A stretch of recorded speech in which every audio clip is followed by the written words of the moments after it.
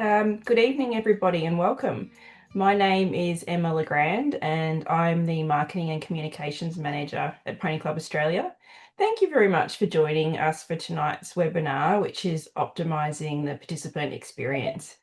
This is a final session in our current webinar series with CPR Group, and tonight we're focusing on something that sits right at the very heart of strong and sustainable clubs, and that's the experience we create for our members, families, riders, and volunteers.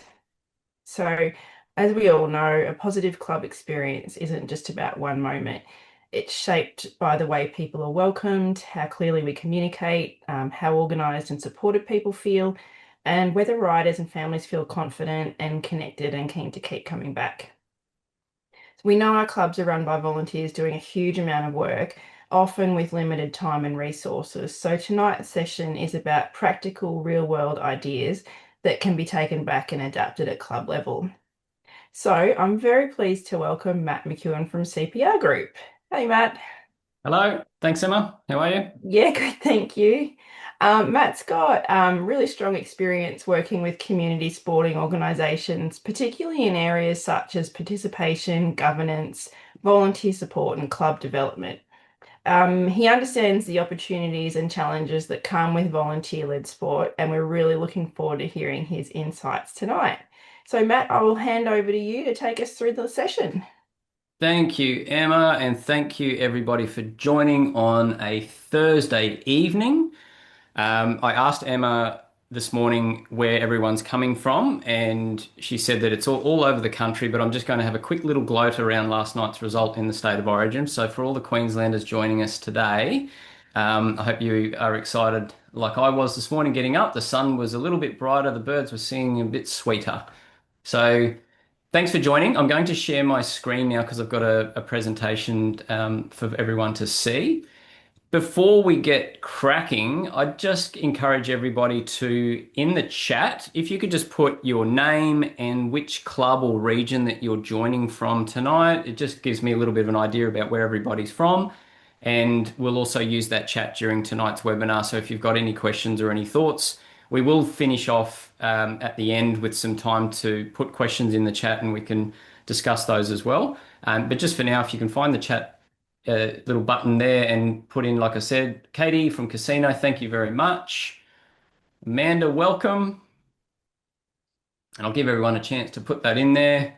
Pomona Pony Club on Sunshine Coast, that's where I am, so very local to me. Greetings from Finland. Nice. Marucci, King River. Oh, they're coming in so hot and fast I can't keep up. Rochester, Litchfield, Oakley Island, Shepparton, Menian, Texas Pony Club, Queenslander, thank you. Peel Pony WA, Runcorn, Glenree Pony Club, Madubra, excellent. Sorry if I missed you. They were flying in. So thanks everybody for doing that. So it looks like we've got a really good snapshot. Um, Elisa takes the cake for the furthest from where I am, and that's in Finland. So I didn't expect that one. Um, Southern Villages, excellent. Thanks everybody. That's great. And once again, yeah, thanks for joining tonight. I hope that tonight's session will be beneficial for everybody. As Emma said, we're going to be talking about optimizing the participant experience. So my background is in sport, community organizations, working with clubs and associations, which tend to be predominantly volunteer led, I should say. So I'm very conscious of the fact that there's a lot of things that we'll talk about tonight that are really aspirational and hopefully some good ideas that you can take away to your club. But I'm also very, very conscious of the fact that volunteers, especially in 2026, are fully stretched and there's a lot of work to do and not enough time in the days or weeks or years to get everything done. So I'm hoping that, as Emma alluded to, that these are real world ideas that you can take away. My aim for webinars or any sort of workshop is always if everyone can go away with at least one thing that was helpful and hopefully more than that, but a minimum of just one thing that they can take away and think, you know what, that was actually a pretty good idea. I hadn't thought of it that way. The benefit of CPR Group and the role that we play with clubs and associations is we get to see a snapshot of so many different sports, so many different types of clubs, so many different people from different regions. And we need to constantly remind ourselves that not everyone hears all those ideas all the time. So we try to be a bit of a platform for sharing those things. And some of the parts of my presentation tonight are drawn from those experiences and those conversations that I've had with people where I think, wow, that's a really good idea. I'll start putting those into our webinars and into our workshops because it might be something really, really simple, but then you pass it on to somebody else and they've never thought of it that way and it can be really helpful for them. So hopefully there's a bit in there for everybody tonight that you'll find beneficial. So thanks for putting all your details in the chat. I'll keep an eye on that as well, but Emma will be watching it throughout tonight. So what we're trying to do, part of the prepping today was really, really fun because there's so many beautiful photos of horses on the PCA web Facebook pages where I got some of the images. So I had lots of fun putting it in there. I should also explain, which I explained to Emma this morning, that I'm from a little town called Billawheeler in central Queensland, just sort of southwest from Rockhampton, and yeah, I learnt to ride a horse, I learnt to ride on a little pony called Patsy, and crazy enough to think that that was almost 30 years ago. So I have a very small bit of experience on horse riding. My sister lives out at Banana, which is not named after the fruit, it's named after a big bull that was yellow. Her little girls love horse riding. They live on a property, and we go out there when we can, and my little daughter gets involved as well. So I do have, like I said, a tiny little bit of experience in the equines, and that's probably not the right way to say it, but yeah, I have ridden a horse, so I've got some level of skill that I can apply tonight. So tonight is about looking at the entire journey through the eyes of a participant and their family. And as a lot of you will know, if not all of you will know, that it's not just the little girl or boy who gets involved. It's mum and dad. It might be aunties and uncles, siblings, friends, grandparents that get involved. So as a club, you'll all be aware that it's not just the person sitting on the horse or pony. It's a whole variety of people who get involved. So making sure that all those people feel welcome and have a positive experience is really important. And what we're trying to do is, as that slide says, they're creating an experience that members want to return to. Now, that might mean returning next week. It might be returning for the rest of the year or the season, or it might be returning in 5 years' time because they've gone away and done some things and they want to come back. So it might be that they're not necessarily riding anymore, but they want to give back to a club that gave them so much when they were little and when they first started. So, creating an experience that that are going to return to, being aware that every interaction matters. So, whether that's a phone call between a committee member and a new member or an existing member, the emails that they might get or the communication that they might receive, the interaction in person, either at the club or outside of the club, word of mouth, or even just how people get a taste of your club. So it might not actually be one-on-one and direct to those people, but how do they hear about your club? What do they hear about your club? What do they see from your club? The word of mouth, the culture of your club, all of those experiences and all those interactions matter to building that positive experience and that positive culture from your club. When it comes to great experiences, as I said, it's not just the people who are riding and it's not just about the members, it's also other things like volunteering. So if people are attending your club and the club events and they get a really good feel for your club and they can see that it's a well-run club, welcoming, who's got everything organized, it's more likely for them to maybe put their hand up and volunteer because they can see that their volunteering time will be used well and they'll get a lot of satisfaction out of that. Small improvements can equal a big impact. So don't dismiss simple changes because they can sometimes make a huge difference. We don't necessarily have to change the world in one day and change your club overnight. Incremental changes, it could be a 5 year plan, but those simple little changes can make a huge difference. So it's the little things. And also being aware that the journey starts long before the first ride, and whether that's for a brand new member or someone who's looking at joining your club, but even someone who is returning. So the way that they return to your club and what happens from the last time they were there to the next time, whether it's next year, next season, or whatever it might be, it does start long before that ride. So even for returning members, that applies. So most of these are relatively self-explanatory in terms of why a positive experience matters. But having a positive experience at a club will hopefully lead to attracting new members. It improves retention of the people who are already there. So word of mouth, having quality people, great promotion. Word of mouth is one of the best promotions you can get. Retaining members is usually easier than getting new ones. So if you can hold on to the members that you've got, then that rate of attrition is lower. So you're not starting with a 50% loss every year. If you could start to retain more members, it means that you don't have to find as many the next year to maintain those membership numbers. A positive experience, as I said, can lead to more volunteering. So, usually in our experience, the clubs that need the most help, who are absolute basket cases and are really struggling, will tend to not be able to get as many volunteers because people are put off by the way that the club is run and they're scared of volunteering because the experience that they've had or that they've seen is not a good one. So they're very reluctant to put their hand up and get involved. So a lot of the time, the clubs who are really well organised and create a great experience for the members and the volunteers are the ones who actually attract more volunteers. Because why wouldn't you volunteer at a really well-run club where you know you're going to be treated really well, versus one where you're a little bit worried about how that might go, and everyone who does volunteer at that club looks really, really stressed and frazzled. So I don't want to get involved in that. Building that positive club reputation, both internally and externally, is really important, and why those positive experiences matter. And the last one on the slide there is strengthening your club's value.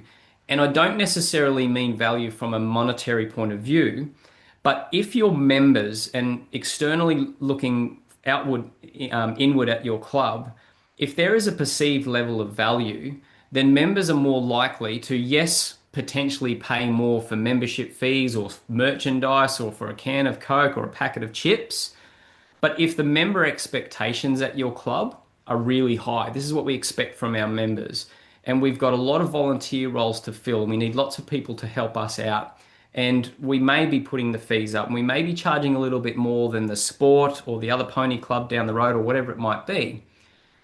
If the people who are expected to pay those fees and pay those prices and have those high member expectations and put their hands up for volunteer roles, if the perception is that that's fair enough because the value I get back is either matching or surpassing what I'm giving to the club. And by that I mean if the service and the experience is really, really high quality, then most people will be pretty happy to do all those things because they're getting some great value for their time, for their money, and for anything else that they're giving to your club. So that's what I mean by strengthening your club's value. If you provide a really great service, then people are happy to, like I said, pay or give time. It's like paying $7 for a meal. You can't expect too much from it, and you can't be disappointed if it's no good. If you pay $50 to $60 for a meal and it's really fantastic, usually you don't mind it because the experience has been super positive. You really enjoyed it. Where you get in trouble is if you're paying $60 for a really poor meal, you're going to be pretty cranky because you've paid a lot of money and you didn't get the thing that you expected. So, Emma, I'm going to throw to you if you're able to put that first poll up, and hopefully it's really easy for everybody. Click on and submit your responses to our first poll of the night, and Is it that is the? around the participant journey. Yep. Um, let me know when it's up. The one around the biggest challenge? Oh, there it is. Yep, I can see it on my Yep. screen, so hopefully everyone else can too. So you just need to have a little click.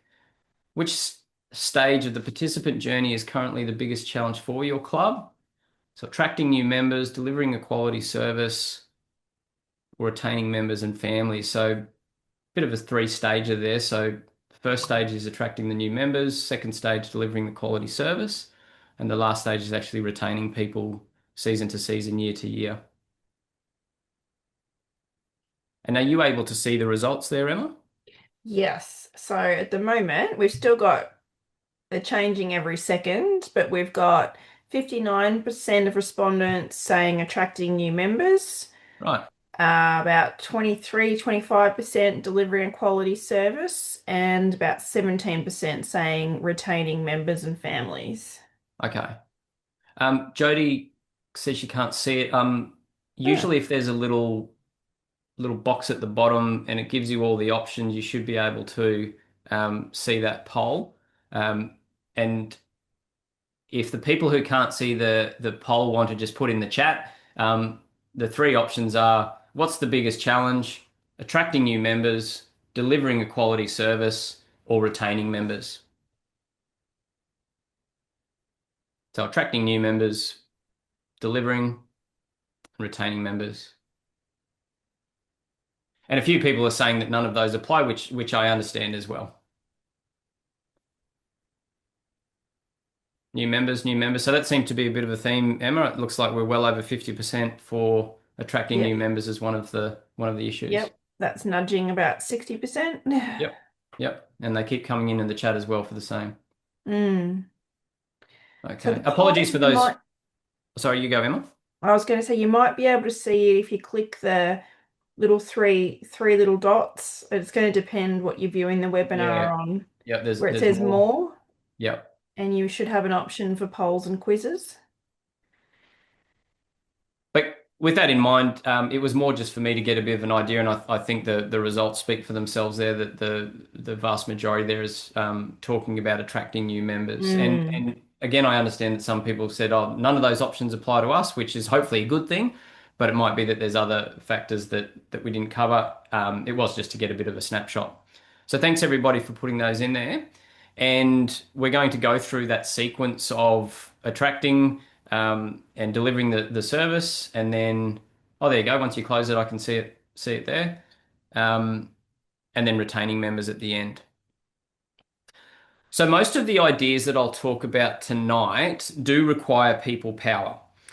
So in order to implement some of these ideas and most of these ideas, clubs will need to make sure that they've got the resources and the people to actually implement and deliver some of the things that we're talking about.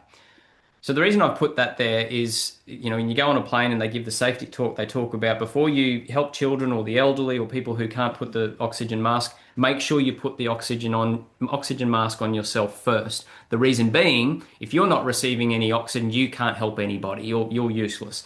So fitting your own oxygen mask first, I just thought it was a little bit of an analogy there that the club needs to set itself up to be able to implement not just ideas that we talk about tonight, but any sort of ideas and any sort of changes. Because if you are in crisis mode and survival mode, it's very difficult for you to think outside what you're currently dealing with now because you're, as I said, just in survival mode. So the next few parts that I'm going to talk about is just a few little ideas and thoughts as to how to fit your oxygen mask first in terms of getting the people and a few strategies in place to then implement some of the ideas that we'll talk about. Something that I always say during these sessions as well is that although the majority of the ideas that I'll talk about tonight are relatively simple, they're not going to absolutely blow your mind. We're not sending anyone to the moon. It's not rocket surgery. It's not brain science. That's a joke. But just because they're simple doesn't mean that they're easy. So, like opening a really tight sauce jar lid is a relatively simple concept, but that doesn't actually make it easy. So I understand that some of these things that I might talk about tonight, you'll be saying, look, Matt, that's great, good in theory, but we simply don't have the people, we don't have the capacity, we don't have the time. I completely understand that. And that's why I put this one up that just because something's simple doesn't mean it's easy. It will take a little bit of work. It will take some conversations. It will take a little bit of getting people ready to go and hopefully creating a few extra roles for volunteers to potentially implement some of these ideas. So at CPR Group, we are big on the philosophy of the separation of governance and operations. So, governance being your long term strategy, your policies, your processes, your constitution, your membership numbers, your financials, your risk assessment, insurance, all those really, really important things that almost have nothing to do with the sport itself or the events that you run, but they do need to be done. And it's the black and white, it's the heavy admin stuff. And usually, most people aren't super passionate about governance because what they want to do is be around horses and be around kids and coach and be around the exciting stuff that your sport is all about or your club is all about. And that's the operations. So the operations is your day to day, your week to week, getting the things done that people will most likely see. So, um, oh, sorry, I just got distracted by a comment there. So, as much as you possibly can as a club and as a committee, if you can start to implement a separation of governance from operations, it starts to enable you to have committee members who are thinking about those big picture, long term things, and hopefully finding, and whether it's an army of volunteers or simply just a handful of volunteers who currently don't exist, to help you with the operations. And most of the time when we talk to clubs, we'll say, right, we've got the committee in the room. Outside of this group of people, how many more people would you say actively volunteer at the club? And it's usually a very small number. So it tends to be 6 or 7 or 8 people on the committee. And if they're lucky, 3 or 4 other people who help out. Now, if you've got coaches or managers for certain sports, that's a much larger number because each team would have a coach or a manager. But in terms of just helping with the club itself, that number is very, very small. So it tends to fall on the committee members, and the committee members tend to do pretty much everything, if not everything. So what we'll say to that is as much as possible is to get out of the tuck shop. Now, that doesn't necessarily or specifically or literally mean that we think every president, treasurer, secretary, and committee member is constantly making sandwiches and working behind the tuck shop. It could mean a whole lot of things. So it could mean cooking barbecues or making sure that the barbecue is clean or has gas in the gas bottle. It could be that they're setting up equipment. It could be that the same person is there to open up and then close at the end of the session, meaning that they're there for the entire time. It could be that people in governance roles are doing a lot of coaching because they love it and they're passionate about it, but it's at the detriment to their governance role or their committee role. Mowing lawns on site, pulling out weeds, fixing lights, cleaning toilets, all those things that are really, really important and need to be done tend to, in our experience, get done by those committee members. So they're doing all those operational things and it's taking them away from the governance and the big picture things. So a busy committee member is simply not doing one single job. So if someone is in the role of president, secretary, treasurer, and then they're doing all those other things, they are doing so many different jobs. Let's call it hundreds, let's call it thousands, which although they might not feel it, or maybe they do, it is slowly emptying their volunteer tank. So they've only got so much energy and so much time to give. And every time that they're taken away from those committee type roles and start doing the day-to-day, the operations, it drains that volunteer tank, but it also stops them from actually focusing on the big picture stuff that they're there for. So when people tell us, look, I'm doing everything, so how do I get other people to help out? The first thing that we would say is that busy committee members who are doing everything set very dangerous precedents. The first precedent meaning that if someone is either new or has been at your club for a while and they see that that is what's happening and it's the committee that does everything, well, they'll think, yeah, well, everything's taken care of because the committee does all that stuff. So it doesn't seem like they actually need too many volunteers at all because everything's being taken care of. Secondly, what can happen is that someone who may be thinking about volunteering or has been asked to volunteer and they see that the committee members do everything and are so busy that they're just running around all the time, very flustered, very stressed, it's very unlikely that they're going to put their hand up and volunteer either because they see that and say, well, if that's volunteering, I don't want anything to do with it. I'm not interested, thanks anyway. So how do we relieve the busy volunteers? If you thought about the structure of your club, and if you were to build your club from scratch, would it look like it does now in terms of the organizational structure and the people and the roles that are at your club? Now, most of the time, people would say no. If we were building it from scratch, it would look very differently. So, if no, then what would it look like? And that's when we might start doing a bit of a gap analysis. So, if you actually quantify what the volunteer gaps your club has, then you start to understand what gaps need to be filled. Saying we need more volunteers, we're desperate, we'll take anything. It's not only very vague, but it can also be very scary to people to think, well, if they're so desperate, what's going to happen if I sign up? And it's also very easy to ignore. Because if they just say, I want volunteers, I don't really know what they're looking for, I'm a bit reluctant because I don't know what I'm going to sign up for, then I'll just ignore it and I won't put my hand up. So one of the steps your clubs can take is understanding what positions you have currently, and of those positions, which ones are filled and which ones need filling. And then lastly, ideally, what other positions might you need as a club?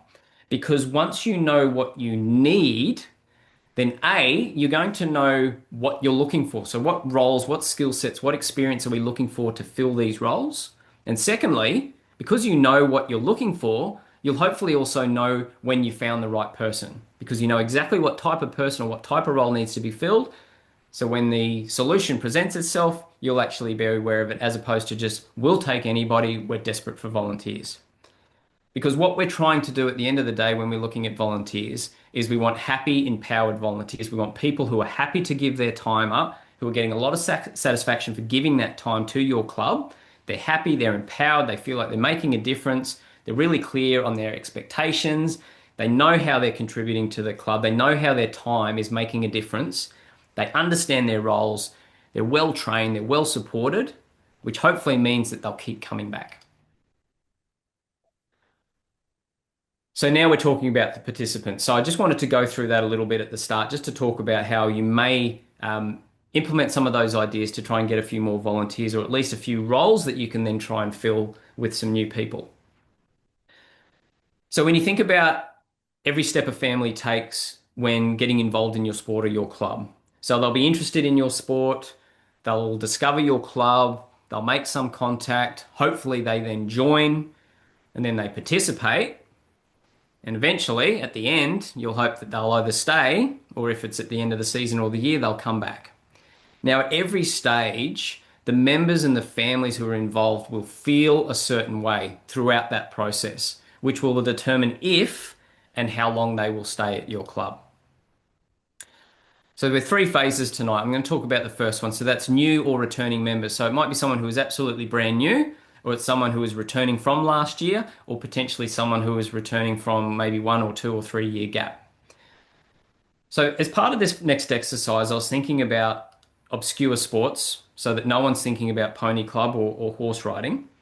And so I went down a rabbit hole and I had to pull myself out really quickly because this is where I came up with a really obscure sport, which I think most people tonight, if not all people tonight, have not tried before. So I typed in obscure sports and there was a lot of crazy images and I came up with this one. I thought, you know what, that sort of looks like someone's doing limbo, but they're on skates, so some sort of limbo skating. So you'll never guess what this sport is called. It's called limbo skating. It is literally what it looks like. It is someone doing limbo whilst on skates. That is an unbelievable photo, what that person is doing. So I want you to think about limbo skating for the next little activity. I couldn't find a horse with its eyes closed, so I had to use a cute little puppy and a cute little kitten. Now, I won't know if you've closed your eyes or not, and I don't expect you to actually do it, but let's imagine that you are all closing your eyes. Now, I want you to imagine that you have moved to another town in another state or another country, like Finland, and you therefore don't know anybody. You don't know where anything is, but you've decided to give this limbo skating a go because you've seen that image, you've seen it on YouTube, and you think that that looks good. I think I could do that. So you're going to give it a go. So think about it. You don't know anybody, you don't know anything about the town or the sport itself. How would you find out about it? How would you inquire? And once you've inquired or joined the club to do limbo skating, what happens next? So when you show up at your first limbo skating training session or event, what's your experience? How do you feel? So think about a new job or when you first started school as a little kid or anything that's new. You do have that sense of reservation and you don't know people. Some people thrive in those situations, but a lot of people feel a little bit reserved. So what happens throughout the year, throughout that limbo skating year? And what would make you come back? What would have you returning to the limbo skating club? And the reason I want you to do that, and especially when you're ingrained in a sport and in a club, it's probably been a while since you thought about what it's like to be new and what it's like to be looking for a sport or looking for a club to join. Because these are some of the things that your new and returning members will experience. So some of those uncertainties and finding the information, what do I do next and how am I going to get treated when I get there? And all those reservations that come with starting something new, that's what your new members and potentially your returning members are experiencing. So first impressions matter. How can newbies to your sport, and we're talking about Pony Club now, we're done with limbo skating. How can newbies find out about you as a club? Little things like, is your website easy to navigate if someone's on a phone as opposed to a laptop or a computer? Because a lot of people are using their phones for everything these days. So, is it easy to use their phone to navigate your website? When it comes to social media, the most common one that clubs will use is Facebook. I've been told, and this was a few years ago, that anyone over 30 uses Facebook and anyone under 30 doesn't touch it. Not surprised there. So, does your club have social media presence outside of Facebook? So, it might be Instagram or TikTok or whatever new app that the kids are using, whatever that might be. Now, although parents and guardians and family members are likely to be the ones who are looking for the information and signing up, it wouldn't hurt to have a social media presence for those other types of apps that the kids can see. And I know that there's certain restrictions on kids using social media, but can you use some of your younger adult members to set up some newer social media platforms? So even if it's not a whole lot of content, but if someone is on Instagram and they type in Pony Club or they type in the name of your club, something comes up. And even if it's just a few little pictures that they can click on and it takes them to the website, that could be enough to get people interested. So it's not difficult to find the information. Many people will give up. I'm one of them. If things get too hard online, if I can't find the information or it's clunky or there's errors and it's really, really difficult and it keeps kicking me off, I'll lose interest because it's just too hard. I might come back to it later, but I probably won't. So just having a think about how easy it is for someone to actually find your club and to sign up and to find the right information. First impression, so word of mouth. So if people are experiencing a really positive time at your club, then hopefully that word of mouth spreads as well, and the converse is true as well. So if they don't have a great time, potentially that they're going to badmouth your club. So people haven't even had anything to do with your club yet, but they hear bad things, they might be reluctant to get involved. Are you doing advertisements, or whether it is through social media or through older formats? Do you have sign-ons? Are you having the old cork flute signs on the back of someone's trailer, or at a set of lights or a giveaway or stop sign, or in town, and all those sorts of things that sort of get your first impressions out there. Clubs should regularly check what a prospective member sees when searching for you online. So it might be hard with your blinkers on, to use a horsing term. Um, it might be hard for you to actually think about what it's like to find the information because you know where it is and you know what you're looking for. So sometimes it might be worth asking someone to say, right, can you just go out, act like you know nothing about our club and see how hard it is to find it? And even better, if you've got someone that doesn't know anything about your club, see how hard it is for them to find the information. They can report back to you and give you some ideas about how you can improve it. And the last one is around the response to inquiries and registration. So if someone is inquiring about your club, or trying to register or ask information about how they actually join, what happens to them? So really quickly, if you're doing that online presence health check, you're looking to make sure that all those social media, website, whatever else you've got out there, that it's up-to-date contact details. And so often you go to someone's website and it hasn't been updated in 3 to 4 years. It might be an old hyperlink that goes nowhere. So making sure that you check that and keep that up to date. Really clear info on how you join or inquire about joining, or inquire about the club. If you've got some really good photos and an event calendar, so it's when someone jumps on and they see your club for the first time online, they actually can see a pretty professional sort of image. So if it's a bit clunky and a bit dodgy and there's granulated photos and it's not great, it can subconsciously put those people off from joining your club. Can you put some FAQs up there so that if people are looking for some questions to be answered, can you beat them to the punch and put those FAQs up there?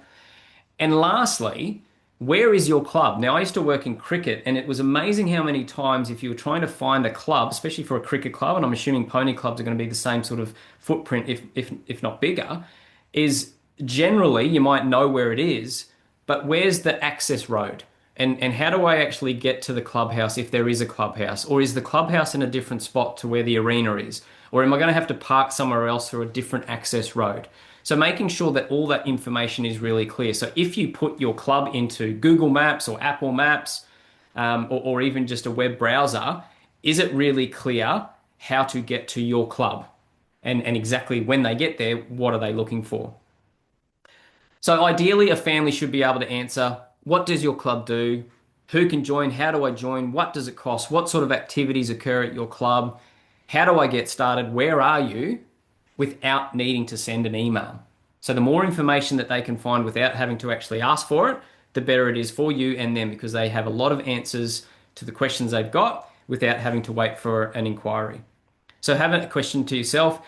If a new family or new person visited your website today or your social media, how easy would it be for them to find that information? Okay, next poll, please, Emma. And we're Mhm. talking about now, and again, for those people who can't see the poll or are struggling to jump onto it, you can put your answer into the chat as well. And the question is, how quickly does your club usually respond? So this is a general answer. I know sometimes it's going to be fast, sometimes it's going to be slow, but in a general sense, how quickly does your club usually respond to inquiries? Now, if you can't see the poll there, you can just put your answer in there. But the options are within 24 hours, within 2 to 3 days, within a week, or more than a week. So the question being, how quickly does your club usually respond to inquiries? Good answer there. Really depends on the urgency. Yep. Within 24 hours, within the first few days, within a week, or more than a week. I'll give you a little bit of time to put it in there. And if you can't see the poll, just put it in the chat for me. Now, this is a really good one to remind to be aware of. If those inquiries are coming from human beings, that means a human being has to get the inquiry and has to find the time to respond to that query. So we've got in 24 We're hours, depends hovering on at the. about 70, just over 70% of people have responded. We've got 50% saying within 24 hours, Good. 25% saying within 2 to 3 days, 22% within a week, and 3% more than a week. Well, that's good. That's good that that's a very low percentage at the end there. Yeah. Great work, everybody, having around about that 50% response rate within the 24 hours. And as Martin talked about, depends on the urgency and it would usually depend on the type of inquiry. But when I talk about a response, and given the fact that, thanks, Em, there's the poll results up there. So yeah, 50. So we're talking 75% within the first 24 hours or the first few days, which is really good. And then almost everybody within 1 week, which is really, really good. So when we talk about responding to an inquiry, and as I said, that could involve a human being actually having to respond. What you can do is automate the responses so that every single inquiry you get will have a automatic response immediately. So not only within 24 hours, but within 1 minute. And we've seen clubs use this to great effect. Now, it doesn't mean that you can then just ignore it because we've responded with an auto email. We'll get to it down the road, but it just takes away that pressure of having to respond to those inquiries. Now, the reason that I've got the little robot there is because if you start to automate these responses, we acknowledge the inquiry, we thank them for the message, and I'll give a little sample in a second.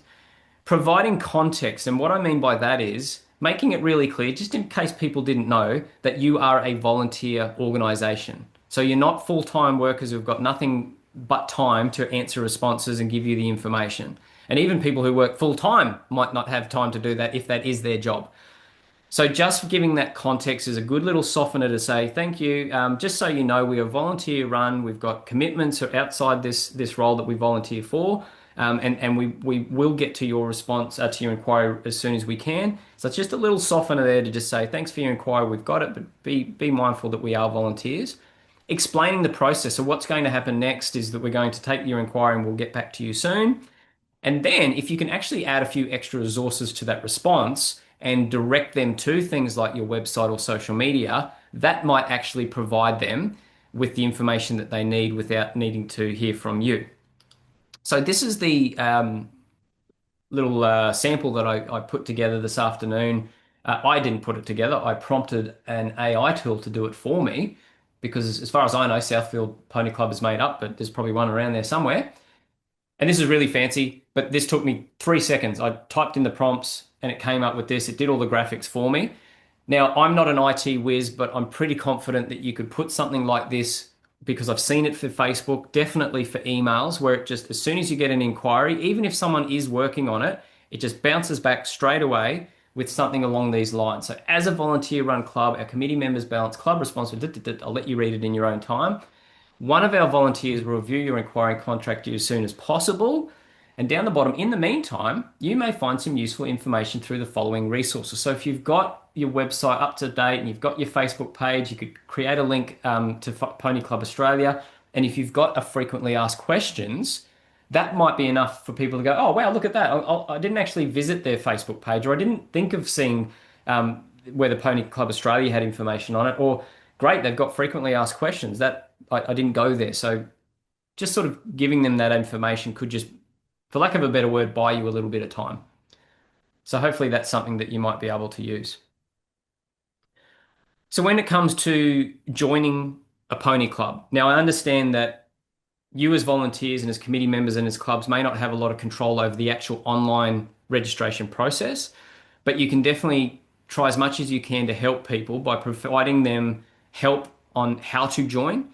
And if you can communicate either through your website or other means, is how to register and where to go if they do need help. Is there a little bit of a how to process? This is how you register. If you've got any questions, reach out, and these are the people that can help you.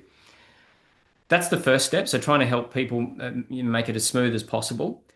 Secondly, being really transparent about the fees. So what are your offerings and how much will it cost?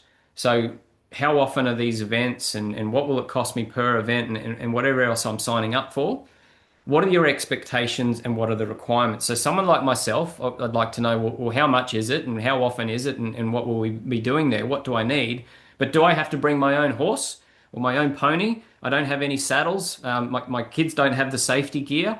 What do I need to bring? Because I'd like to get involved, but I'm not really sure how self-sufficient I need to be. Just like a family showing up for a soccer match and the kids don't have boots, they don't have shin pads, they don't have the required equipment. So, as someone who is new to the sport, it'd be really helpful for them to be, for you to be transparent about what the expectations are and what the requirements are. Then, once they're enrolled, what are the next steps? So, ideally, instead of just getting a confirmation or an invoice or a receipt for their online registration, can it be followed up with a welcome message? Thank you so much for joining our club. We're really happy to have you on board. Again, here's some links to our website and our FAQs, all the resources that you need to know. As a member, you'll have access to the Constitution and the Code of Conduct and all the policies and procedures. Here's directions to our club. Here's some things that you might want to know prior to your first day, and really give them as much information as you can so they feel really, really welcome and it's really well organized in terms of their first day. So they've signed up, they're ready to go. Next phase is them actually being active members of your club. So that new member experience, as I said before, so talking about when anytime you start something new, it can be a little bit heart fluttering and butterflies in the stomach and not sure. So the first day can be intimidating. So families might not know, like I know I've been saying it a lot, but where to park and how to get there, what to wear, who do I talk to when I get there. So ideally, your club is really actively supporting your new members before they get there, but also during their first few visits. Now, going back to that volunteer section that I talked about earlier about finding potentially some roles for people, this could be one of the roles. So, is there someone in your club who can't commit other time or other commitments to your club, but they can help out as a welcoming officer? So as soon as you get a new member, you let that welcoming officer know, you give them the person's details, say, look, can you just give them a call and say, look, it's Matt here from X Pony Club. Just wanted to say thanks. I'm the welcoming officer, so if you've got any questions, you can just ask me. And that relieves the committee members from having to deal with all that.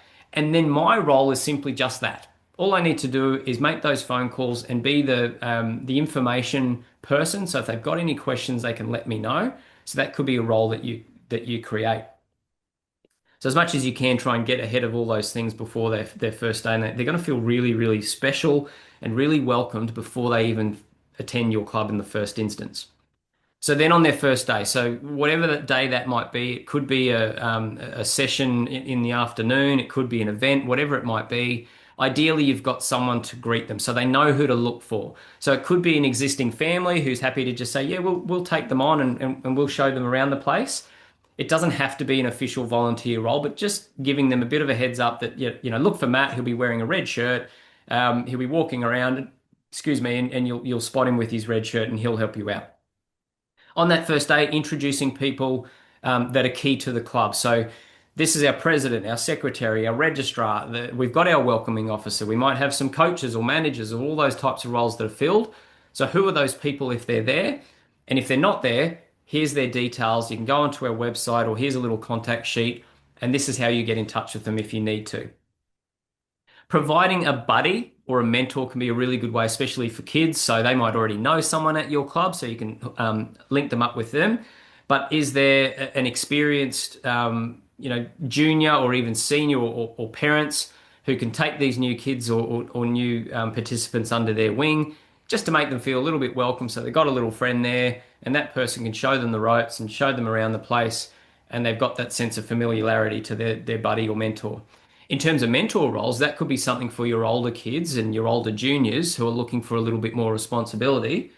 And that way can and get them more involved. So they might not be at that stage where they want to volunteer for something like a committee role or a real grown-up role, but they might be happy to be a mentor. They could be the welcoming officer on the day. So you've got someone who's a little bit older and experienced, and they can come along and meet those new people. Explain what your club is all about. Now, it's really important here is to be the club that you are and not what you think your club could be or should be or what other clubs are. So if you're a little engine that could type of club, then lean into that. That we're a small club, we're really bespoke, we're real tight knit, but that's what we love about our club. We love it here. We're not huge, we don't have the brand new shiny facilities, but we're a really cool little group of people and we're pretty much like family. Lean into that. But if you're a really super successful financial club and you're all about those great facilities and we're able to pay people and we've got these really good services, then highlight that. This is what's going to happen when you're at our club. So be the club that you are and really lean into your strengths and what you're all about. Another great photo that I found online. So a welcoming culture. So ideally you're building that welcoming atmosphere, little things like having clearly signed bathrooms or parking areas, or this is what's over here and this is the clubhouse and this is where you go to get these sort of things. A little bit of signing can go a long way. I won't say where to park again because I've said it 1,000 times. Friendly people, you can't help people being friendly. They're either friendly or they're not. But if you've got that positive culture and you've built that, then people will start to realize that, yeah, I remember when I was first welcomed into the club, everyone was so friendly. So I'm going to pay it forward and do the same thing. Is there like a token gesture that you can give to your new members? So it might be something really simple like a water bottle or a hat or a bit of club merch. It could be just a little bit of like a chocolate. For the parents, it could be something that, kids might not appreciate, but the parents do. Sometimes those tiny little things go a long way. And having that online welcome, again, if you can automate it so that as soon as they sign on, they get that welcome email with all the information that they need. It could be little fireworks going off when they get the email to make them feel really special. Just quickly on the welcoming atmosphere, as I said before, I used to work in cricket, and a big thing that cricket was struggling with at the time was it was very much a male-dominated sport. So when a little girl joined up, and she might be the only girl in the club or the only girl in the juniors, and she'd show up and say, "Oh, where do I get changed? Where do I put my stuff?" A lot of the time at those cricket clubs, the female change rooms was a storeroom, and that's where they keep all the stuff. So that's not very welcoming. Another thing might be I walk in as a little girl and all I see are posters of male cricketers. And I know that cricket has come a long way there, so now there's different resources for women cricketers with the WBBL and everything else. But little things like that. So how does it feel when you walk into a club when you might be just a little bit different to the normal club member or you're new to the club? Is it welcoming? Do I feel really comfortable? Or are there some sort of dingy looking corners of the clubhouse that I don't know what's going on over there? Nice and brightly lit, nice and clean, nice and welcoming. Goes a long way.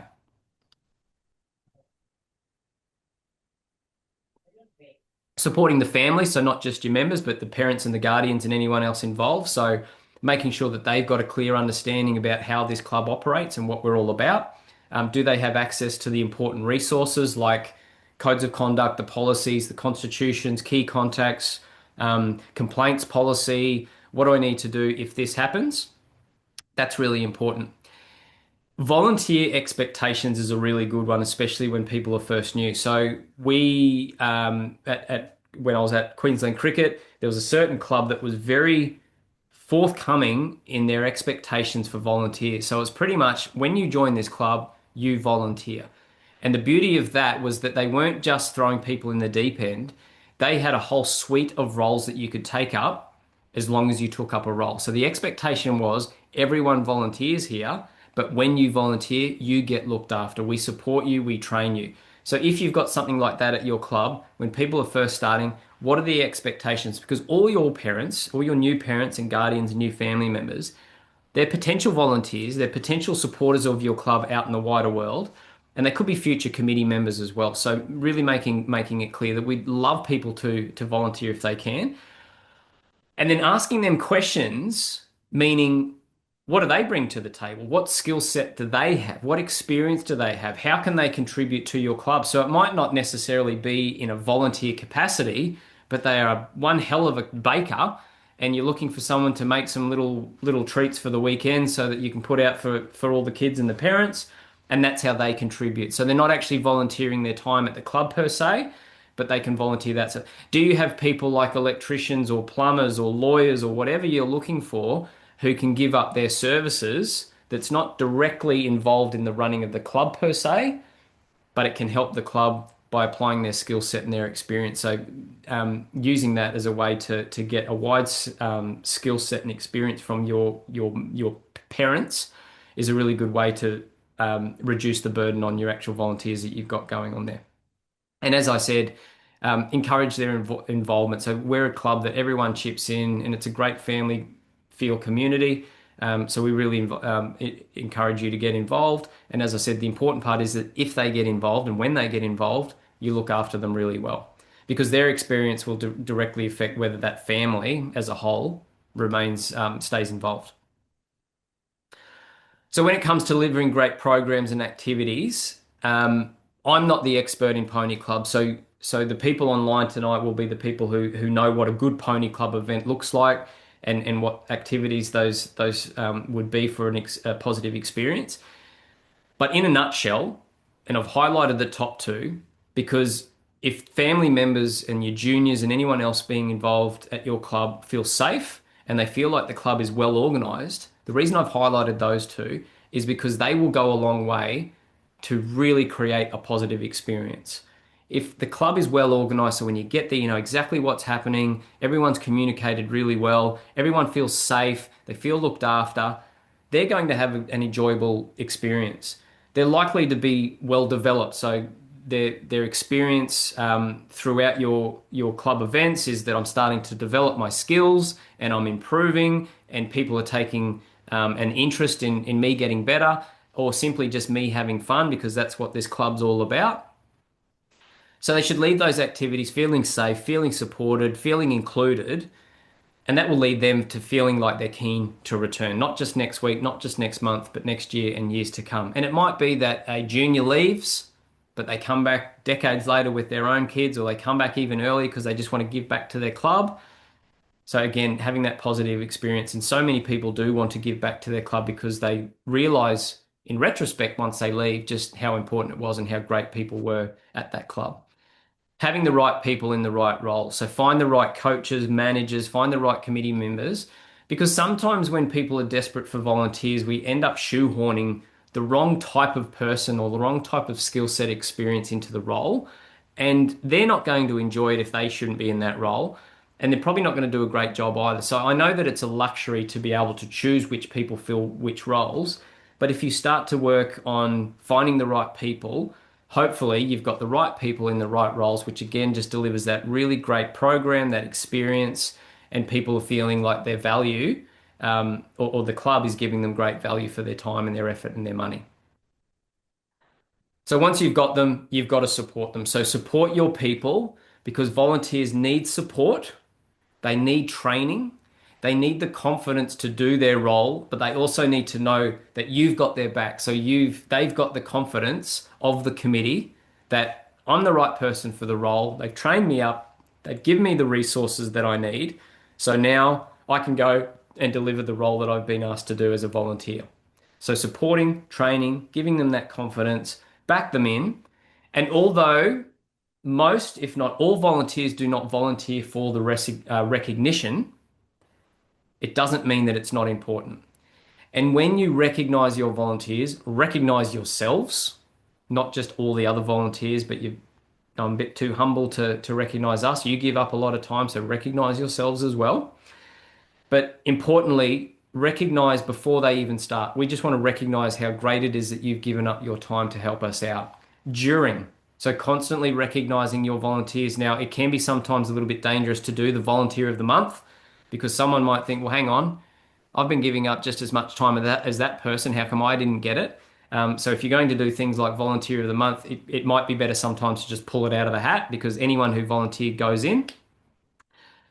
Recognizing them through that process and through that season and through that year. A lot of clubs do the whole end of season. Here's a bottle of wine and a little voucher to say thanks for all your time. Why not do that mid-season or mid-year? So they might be starting to feel really, really tired they've been volunteering for quite a while and they're a bit burnt out. Halfway through the year, getting a bottle of wine or a voucher or a bunch of flowers could be just the thing that they need to go, well, you know what, that feels really good. And I feel recognized and it's going to give me the energy I need to get through the last few weeks and months of this year. So sometimes doing the recognition halfway through it can be just as powerful as a big end of season recognition for everybody, which you could still do, but doing it midway can help as well. Really quickly, again, this is one of those simple things, but not easy, especially when it's a really tough issue to deal with. So it could be a breach of code of conduct, problem people who are causing issues and causing stress to the committee and the members in the wider membership. But managing your issues well goes a long way for improving everybody's experience of your club. So if you are getting complaints or issues reported to you as a committee, that we're responding respectfully, because most members do not expect perfection. Most members do not expect perfection, but they do expect their concerns to be acknowledged and managed professionally. So communicating to the process to members. So first of all, this is the process if this happens, so that they know what happens. But then also, if someone does report something to you, that you respond to them, that you communicate clearly what's going to happen. So thanks for your inquiry. The committee's going to do this, this, and this is what's going to happen. It just makes them feel like they've been heard and that process has started. As a committee or a conduct committee or whoever's dealing with the issue, focusing on the solutions, learning from the feedback that you're getting from those members, but really importantly, hopefully you've got the processes in place, following the process. Now, that doesn't mean that you don't have the awkward conversations, and it doesn't mean that everything's going to be super easy because we've got a process for that. There's human beings involved, human beings that you're probably working really closely with at the club. So it's still going to be a little bit tricky. It's still going to be a little bit awkward. But if you know that you've got a process to follow, it does make it a lot easier to say, we've got the process, we're just going to follow the process. There's less decisions for us to make because we've got that to follow. We're going to learn from the feedback that we're getting and the experiences that we're doing, but we've got that process that we're going to follow. And lastly on this as a committee is supporting each other. So as committees, it's going to be tough sometimes when you have to deal with some serious issues. Lean on each other for support because you're in it together, because you are the committee, not just one person. Stay solid, support each other, but also back yourselves, but also go easy on yourselves because you are volunteers, you're trying your best. So always be conscious of that. We are doing our best and we're not always going to get it right. And we're going to possibly make the wrong decision. But as long as we're acting in the best interests of our clubs and our members, then and that's all they could possibly ask from us. So during the membership year or the membership period or that calendar year, listening to members is really important. So many clubs only hear from their members when something goes wrong. So regular feedback helps identify the issues before they become really big problems. So seeking feedback regularly It could be surveys. So making it easier to provide feedback so you can beat them to the punch. So actually actively asking for feedback. Member forums are a really good way for people to sort of feel heard and come out and talk, but you've got to be careful that it doesn't become this, airing of grievances. You can have a suggestion box. You can survey your members online so they've got regular ability. It could be an ongoing survey that you've just got the link to your website and they can just jump on there at any time and put their responses in there. Making sure that you listen openly, so you're not just shutting people down, that they feel heard. Acting on feedback is really important where applicable. Now, you're not always going to act on every bit of feedback you get. Some feedback might be, well, look, that would be great, but we can't do that because we don't have the finances or the people power, but we'd love to do it down the track. So letting members know that to start with. But if you're acting on feedback that you've received, make it known. Because although not all feedback will result in change, if members are advised of initiatives that are based on feedback, they will very much feel like they're being heard. So, oh, great, another feedback, another initiative that was based on member feedback. So they are listening to us. They are trying to implement new things. The last point on the slide, junior liaison committee, is something that we've seen in some sports and some clubs to great effect, where it might be a predominantly, if only junior club and junior sport, but it's adults running everything and it's adults making all the decisions. So what some of these clubs and associations have done is that they've set up either working groups or development groups or leadership groups from their kids, and it gives the juniors a voice. So they could either meet as a committee themselves, they might just have one liaison person, but it makes the juniors and the kids feel like we are actually being listened to and we've got some great ideas because we'd love for you to implement it. Because adults are very guilty of assuming what kids want, and parents are also guilty of telling you as a club or a committee what they want rather than what the kids actually want. And I'm sure a lot of you can relate to that, where if we actually ask the kids, it's the kids want something completely different, and it's more the parents' idea, or even us as committee members, we might be making decisions that we think the kids want, but have we ever actually asked the kids? So that's a really good way of getting some feedback from those kids and having that great experience. So the last phase is your retention phase. So at the end of the season or the end of the year or whatever it might be, thank your members, celebrate the achievements that you and your members in the club have made, recognize and thank your volunteers, which you've hopefully done all throughout. And it's just the last big thank you. Thank you very much. Reflect on your successes and really hit home what things you've done. If you've implemented some initiatives based on feedback, if you've had some really good successes, reflect on those. Review sessions review events that you've done. Say, well, how could we do that better next year? And lastly, actively recruit for next year. So before everybody sails off into the sunset until next year, are there ways that you can start to recruit volunteers for next year, returning members for next year? So are there some people who, before you go, let's try and get a bit of an idea of whether we can get some more volunteers. Is there some ways that you can get people to sign on, although the online rego might not be open, but if we can get them to commit to next year, we give them a little perk or a little discount or whatever it might be, and looking to recruit those people. So the final interaction of the year often shapes the first impression of the next year. So it's really important to finish strongly. We've got one last poll, and then we're on the home stretch. We've got a few more slides to go. So if you can put that last poll on, please, Emma.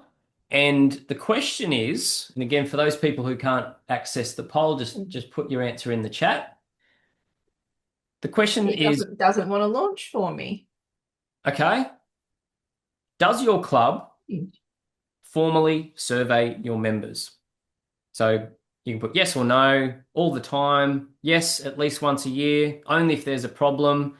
No, not for years. So I'm really interested to see how often people would survey their members. So we've got more no's than yeses in the chat.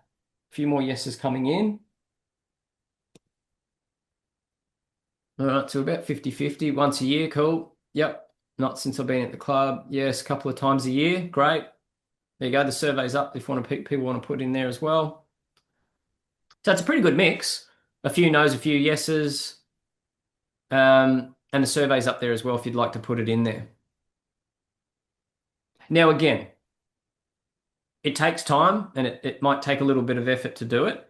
But once you've got a bit of an embedded culture of surveying and you might be using, there's plenty of free survey options as well. As I said, you could just have a revolving survey where people can just click on at any time of the year to get their responses in there.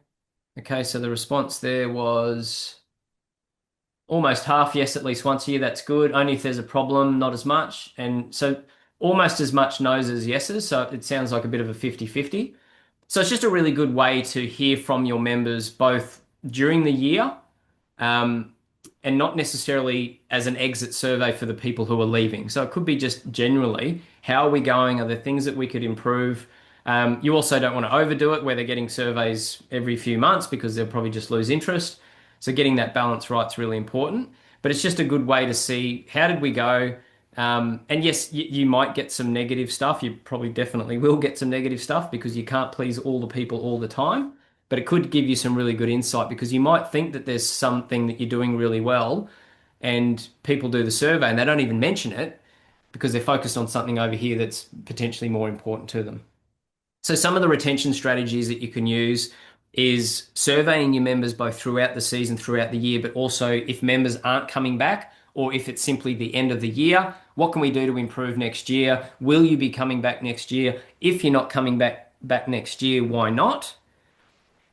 Contacting your non-renewing members if you can, if you've got the capacity to give them a call and say, look, is there anything that we can do to get you back next year? Because we'd really love you to return. Offering flexible future involvement options. So what that means is there other ways that they can get involved? So it might be that their child has outgrown the sport or they've moved on to something else or it's getting too costly or whatever it might be. Are there other ways that those people can still be involved at your club by volunteering, by coaching, by being officials, supporters in general? Maybe they'd like to sponsor, maybe they'd like to bake a slice for the Sunday sessions. And retention should really just be focusing on maintaining those relationships.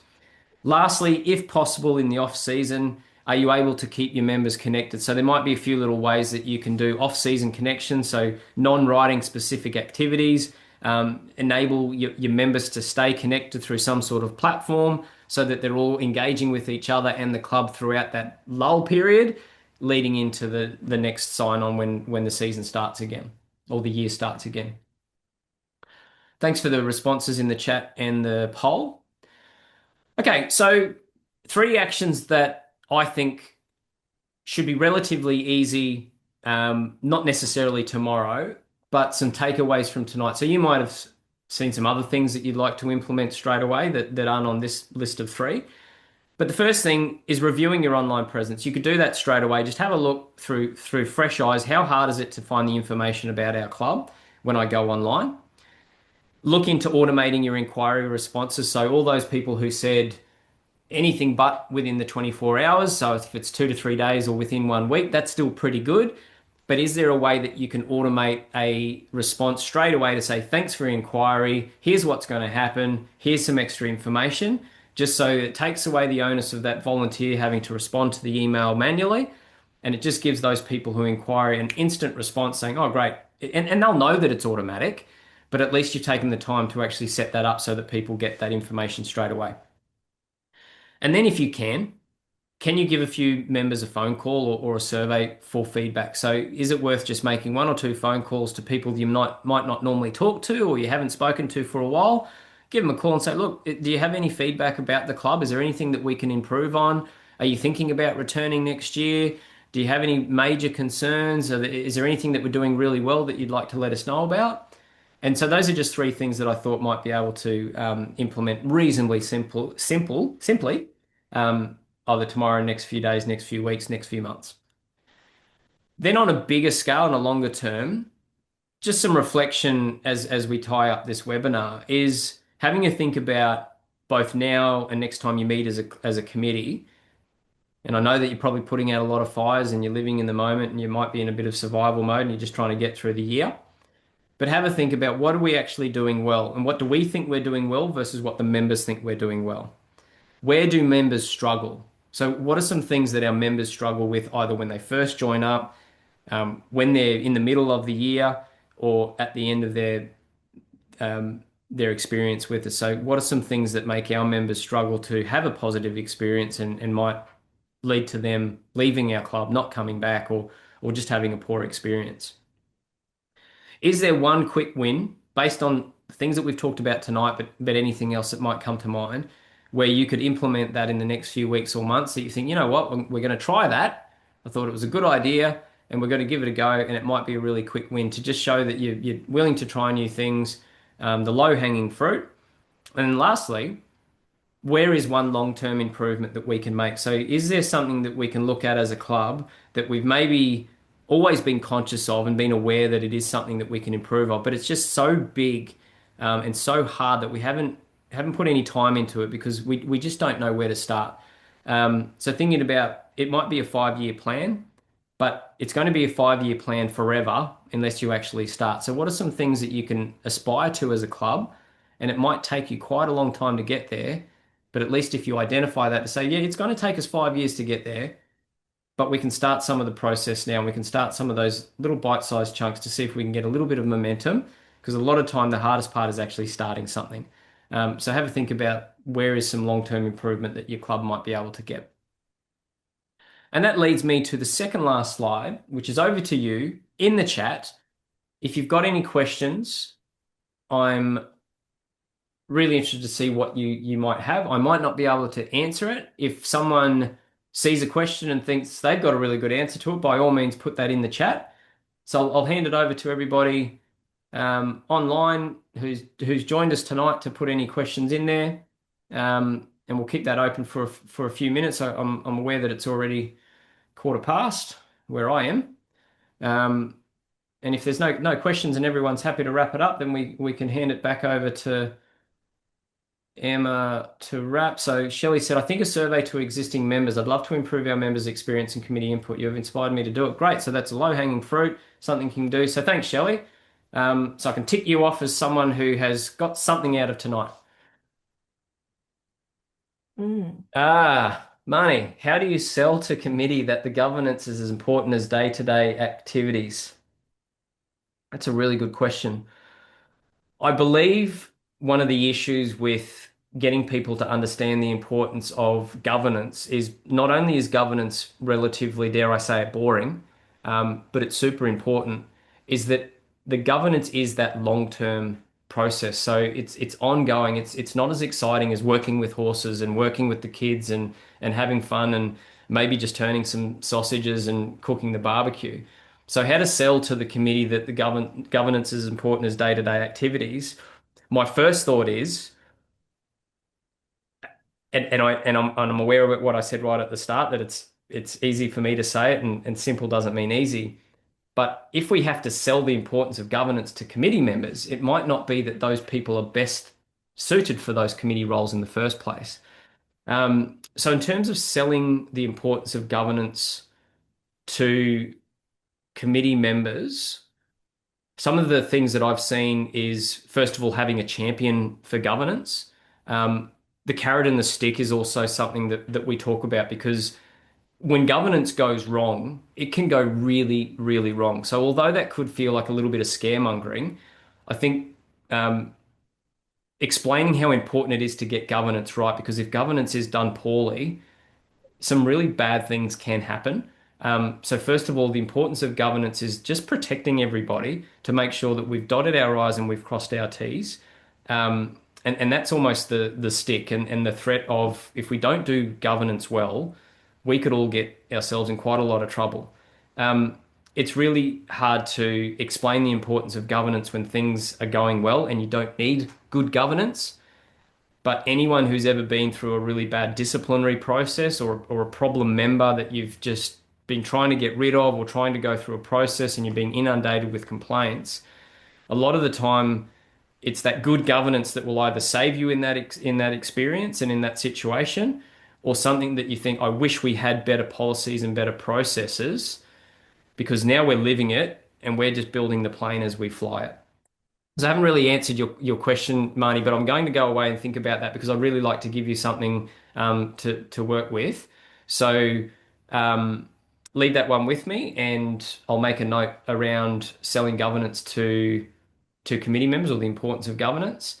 Holly, how do you possibly deal with an issue rider when the parent is a committee member?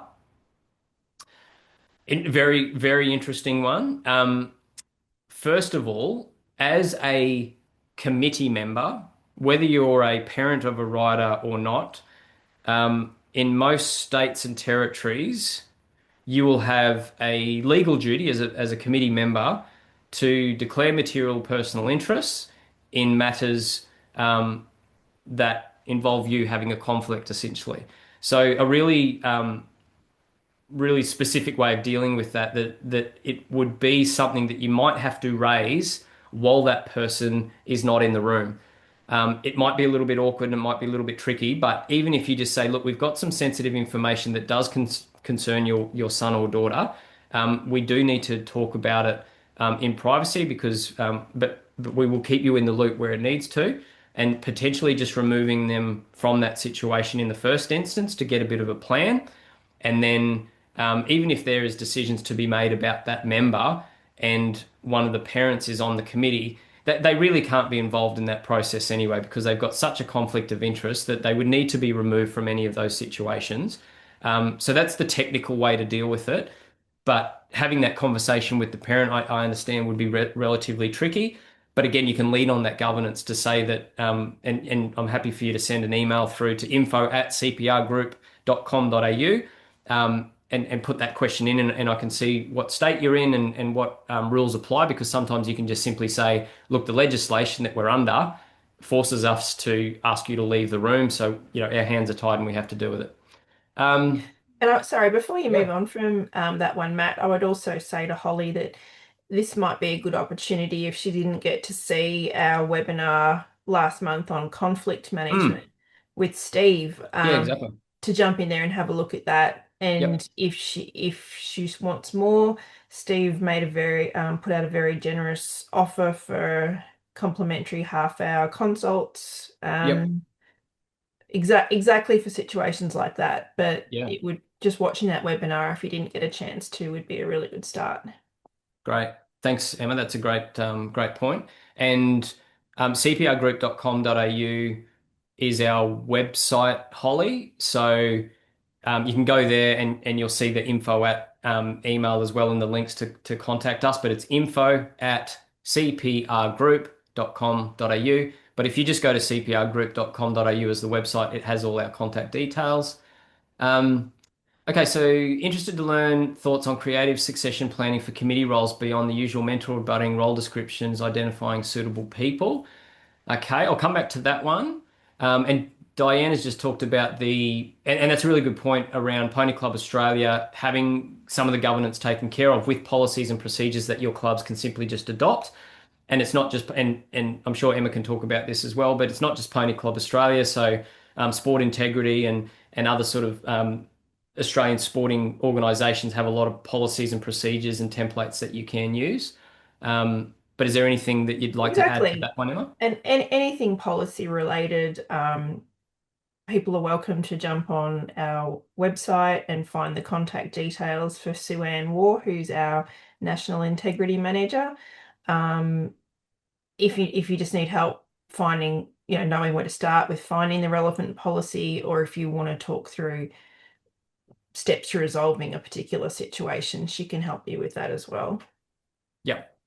Um, Giselle, and I hope I pronounced that properly, around the creative succession planning. I could talk about that for the next 3 hours. Um, Again, if you'd like to jump onto the cprgroup.com.au website and get in touch with us and just let us know that you've joined the webinar tonight and you'd like a little bit of a follow-up. On the screen now is Basket Case Club's podcast. Now, that is Steve and Michael Connolly of CPR Group. The C used to stand for Connolly. They've done a bit of a rebrand recently. That's a podcast, and they've done over 100 podcasts now, and succession planning will be in there so that they cover all sorts of topics, and each podcast they'll talk about those types of things. So creative ways to get succession planning. So have a look there in the first instance. Check out the podcast. get in touch with us through the website, send an email, say, Matt did a webinar last night and he mentioned succession planning. Like I said, I could talk about that for hours and hours, and there's so many different ideas that we do have that I couldn't possibly squeeze it into the last few minutes. But it's a really good question. So yeah, just reach out to me and I'll be able to come back with a few ideas as well, and I'll share them with Emma, so that if there's anything that's worth sharing to the wider group, by all means send that out as well. So yeah, succession planning's a really interesting one, especially when it's tough to find volunteers. And as I said, I'll stop talking because I'll go on for hours about succession planning. But yeah, please get in touch and I'll be able to provide something to you.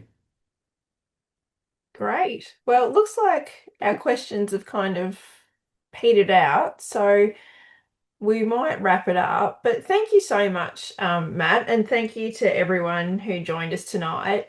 I really hope the session's given clubs some really good practical ideas to think about, and whether that's around welcoming new families, supporting their volunteers, heaps of great stuff about improving communications and just looking more deliberately at the overall member experience. Like, we know that every club is different.